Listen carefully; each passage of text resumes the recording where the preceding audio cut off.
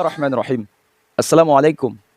Alhamdulillah. Alhamdulillah Rabbil Alamin. Hamdan yuwafi ni'amahu wa yukafi mazidah. Allahumma salli ala Sayyidina Muhammadin. Salatan tuwassi'u biha alina al-arzaq. Wa tuhassinu biha lana al-akhlaq. Wa ala alihi wa sahbihi wa sallim. Rabbi awzi'ni. An ashkura ni'mataka allati anamta alayya. Wa ala walidayya. Wa na'amala salihan tardahu. Wa dakhilni birahmatika fi ibadika salihin. Azabiku semua. Ada sebuah kelompok yang kalian semua mungkin sudah tahu, yang dimana kelompok ini sangat mudah sekali membid'ahkan sesama muslim, selalu berdalil wa kullu muhdatsatin bid'ah wa kullu bid'atin dhalalah wa kullu dhalalatin finnar. Seburuk-buruknya perkara adalah yang diada-adakan. Setiap yang diada-adakan itu adalah bid'ah. Setiap bid'ah adalah kesesatan, dan setiap kesesatan tempatnya di neraka. Kita sama-sama tahu ini adalah hadis yang masyhur dan dijadikan landasan tentang bid'ah. Dalam mazhab Syafi'i, ya, bid'ah itu terbagi menjadi dua, sahabiku semua, yaitu hasanah baik dan sayyi'ah buruk. Abuya Sayyid Muhammad bin Alwi Al-Maliki dalam kitabnya Abwabul Faraj dan kitab-kitab beliau yang lain mengatakan bahwa salah kalau mendefinisikan bid'ah sebagai hal yang tidak pernah dilakukan Nabi SAW. Itu salah besar. Abuya Sayyid Alwi Al-Maliki menceritakan tentang sebuah hadis. Ya. Dalam hadis sahih diceritakan bahwa ada seorang sahabat yang menjadi imam Masjid Quba, yang setiap mengimami salat bacaan surahnya setelah Al-Fatihah hanya surah Al-Ikhlas, Qul huwallahu ahad. Lantas para sahabat mengadukan hal ini kepada Nabi Muhammad SAW. Azabiku semua, ketika sahabat tersebut ditanya oleh Nabi Muhammad SAW, kenapa kamu kalau mengimami salat selalu hanya pakai surah Al-Ikhlas? Sahabat tersebut menjawab, li'annaha syifatur rahman, karena di dalam surah Al-Ikhlas itu hanya ada sifatnya Allah Subhanahu wa taala dan tidak ada kepentingan siapapun di situ. Maka dari itu saya senang membaca Al-Ikhlas. Senang membaca surah Al-Ikhlas. Lalu Nabi SAW berkata, akhbirhu fa innallaha yuhibbuh. Kasih tahu dia bahwa Allah Subhanahu wa taala mencintainya. Dalam contoh ini bisa kita simpulkan bahwa hal tersebut dibenarkan Nabi SAW tanpa ada pelajaran dari beliau. Seharusnya runtuh teori bid'ah. Ya. Semua yang tidak pernah dilakukan dan diajarkan Nabi. Ya. Karena faktanya beberapa kali Nabi Muhammad SAW membenarkan sesuatu yang belum pernah diajarkan oleh beliau. Ya. Bid'ah yang pasti sesat itu, asabiku semua, adalah yang berhadap-hadapan dengan syariat. Ya. Tetapi jika bid'ah itu menguatkan syariat, maka tidak musuhnya syariat, tetapi malah menjadi bagian dari syariat. Contoh dalam sebuah hadis, diceritakan dalam hadis sahih, ada sahabat yang setelah i'tidal, yang biasanya membaca Rabbana lakal hamdu mil'as samawati wa mil'al ardi wa mil'a ma syi'ta min syai'in ba'du. Ya. Tapi sahabat ini ya membaca alhamdulillah hamdan katsiran thayyiban mubarakan fih. Setelah salat selesai, Nabi SAW berbalik dan mencari ayyukum yakulu hadhil kalimah. Siapa tadi yang melafazkan itu? Lalu para sahabat, ya, dia semua, dan tidak ada yang berani menjawab. Karena mereka tahu kalimat tersebut tidak diajarkan oleh Nabi Muhammad SAW. Namun, kemudian Nabi Muhammad SAW berkata, ya, tidak ada masalah. Cuma saya kaget saja karena ada 30 malaikat yang berebutan siapa yang duluan mencatat kalimat tersebut.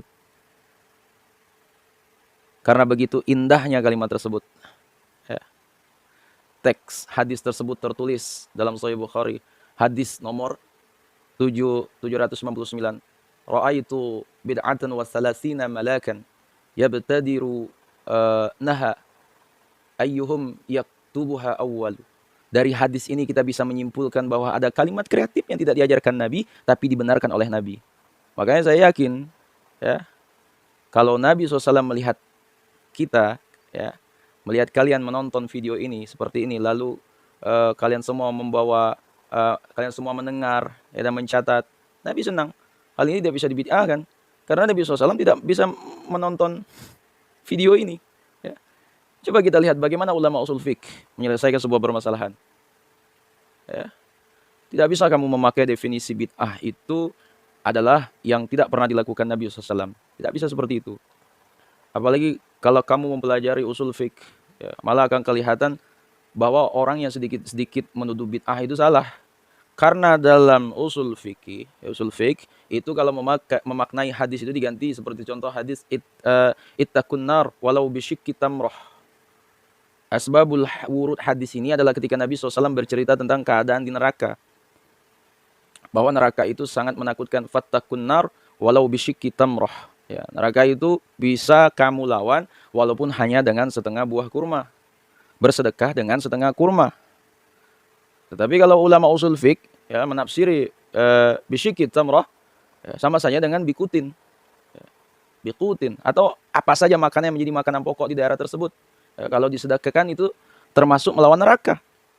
Seperti beras kalau di Indonesia. Asabiku semua. Ada lagi kisah yang menarik. Ya, ini kisah seorang ulama besar ketika beliau baru pulang dari Timur Tengah, yaitu Profesor Dr.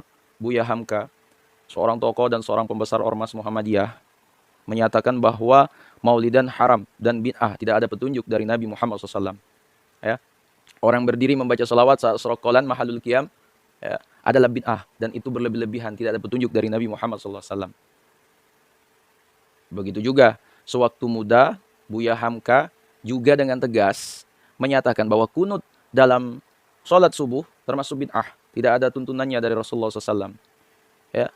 Sehingga Buya Hamka tidak pernah melakukan kunut dalam sholat subuhnya. Asabiku semua. Asabiku semua. Tetapi ketika Buya Hamka sudah tua, beliau berkenan menghadiri acara Maulid Nabi SAW saat ada yang mengundangnya. Ya. Orang-orang sedang asik membaca Maulidul Barzanji dan bersolawat ya, saat mahalul qiyam. Buya Hamka pun turut serta asik dan husuk mengikutinya. Ya. Azabiku semua, begitu juga ketika menginjak usia tua beliau tiba-tiba membaca doa kunut dalam salat subuhnya. Azabiku semua, lantas para muridnya bertanya, Buya, dulu sewaktu Anda masih muda, begitu keras menentang acara-acara seperti itu, termasuk membaca kunut dalam salat subuh. Namun setelah tua kok berubah, Buya? Azabiku semua, dijawab oleh Buya Hamka. Iya, dulu sewaktu saya muda, kitabnya baru satu. Namun setelah saya mempelajari banyak kitab, saya sadar, ternyata ilmu Islam itu sangat luas. Ya, dulu saya baru baca satu kitab, namun sekarang saya sudah baca 1000 kitab. Azabiku semua, diceritakan oleh Kiai Haji Zuhrul Anam, mendengar dari gurunya Profesor Dr. Abu Yasid Al-Habib Muhammad bin Alwi Al-Maliki Al-Hasani, dari gurunya Al-Imam Syekh Sa'id Al-Yamani, ya. Beliau mengatakan iza da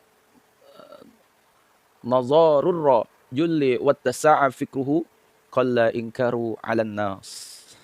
Jikalau seseorang bertambah ilmunya dan luas cakrawala pemikiran serta sudut pandangnya, maka ia akan sedikit menyalahkan orang lain. Maka semakin gemar ya, menyalahkan orang lain menunjukkan maka semakin gemar menyalahkan orang lain menunjukkan semakin bodoh dan semakin dangkal ilmunya. Semakin tinggi ilmu seseorang, maka akan semakin tawadu, rendah hati. Azabiku semua, carilah guru yang tidak pernah menyalahkan orang lain dan tidak mudah mengkafirkan siapapun. Apalagi mudah membid'ah-bid'ahkan orang. Ya, hal ini sama seperti ilmu padi. Semakin berisi, semakin merunduk. Itulah peribahasa yang sering kita dengar. Yang memiliki arti orang berilmu, yang semakin banyak ilmunya, semakin merendahkan dirinya.